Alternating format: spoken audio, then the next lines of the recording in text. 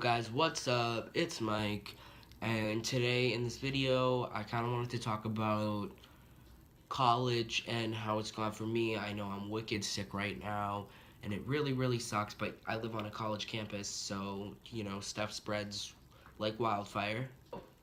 Number one is rooming, and obviously I live in a single and it is amazing. It is so big. I love it. It's so nice. Um, and basically, if you want a single, um, call Residential Life, talk to them.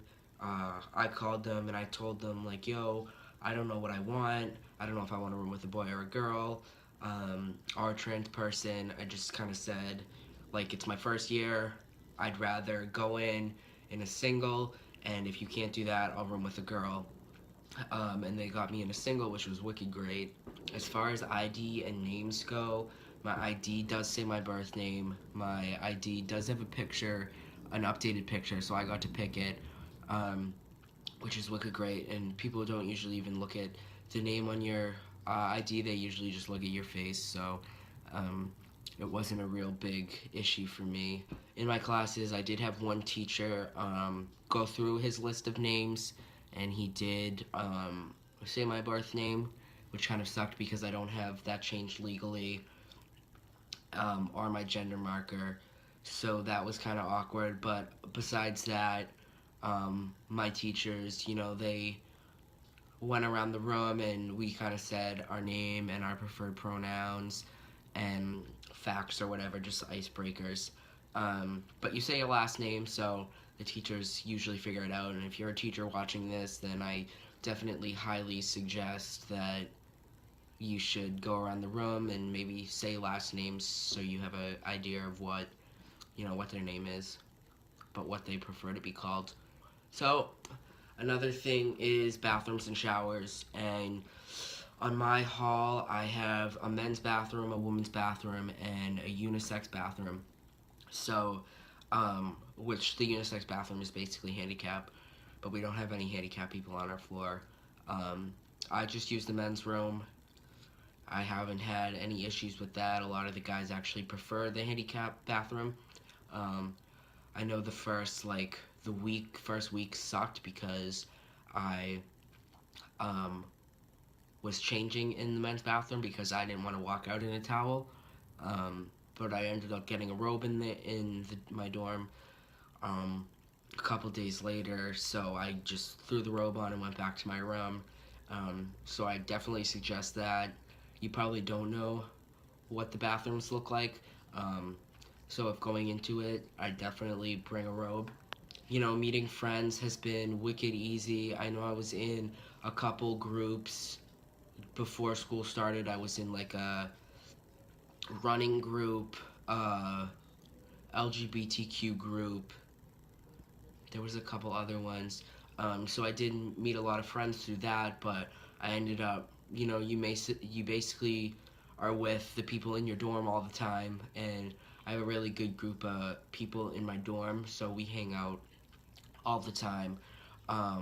So making friends has been great, and they don't mess up on my pronouns.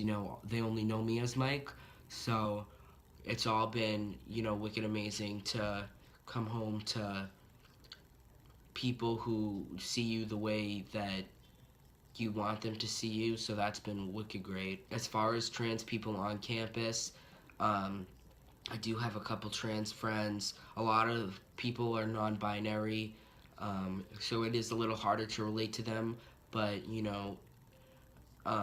it is nice. I'm very conservative for a transgender person, and I don't see an issue in that. A little update on family. I find that my relationship with my family has been a lot better since I've been away. It definitely is good to talk to my family as much as they kind of call a lot. But I've lost weight. I've really been working on myself, so it is mostly positive experiences when I go home. I have gone home. I have been working and doing stuff like that, so it is kind of refreshing to have positive experiences when you go back to a place where you might not have had such positive experiences before. So some main points that I just wanted to talk about, because I feel like they don't really tell you this before you go to college, is that um, you need to advocate for yourself. And when I say that, I mean, say you don't pass as easily as some transgender people, you need to really set, boundaries before you um, establish relationships with people, just so they know that, look, I prefer he, him, his, I prefer they, them, or whatever preference, just so, because that's their first impression of you, that's their first connection to your face, so it's best to do that in the beginning.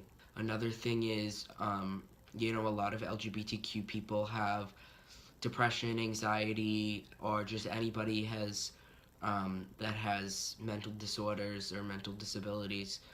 Um, what I've kind of noticed is that you need to reach out to people, and that people aren't going to reach out to you.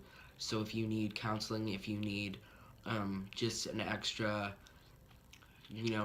shoulder to cry on, if you need to talk to somebody, that you need to reach out to counseling, you need to, you know, figure out what's best for you, and maybe you don't know, but calling somebody associated with the school can really link you up to things like, I know my campus has um, this depression anxiety group, and like mindfulness Mondays, and LGBTQ clubs, and pet therapy. So my college has a lot of events that go into, helping people who are struggling with mental illness.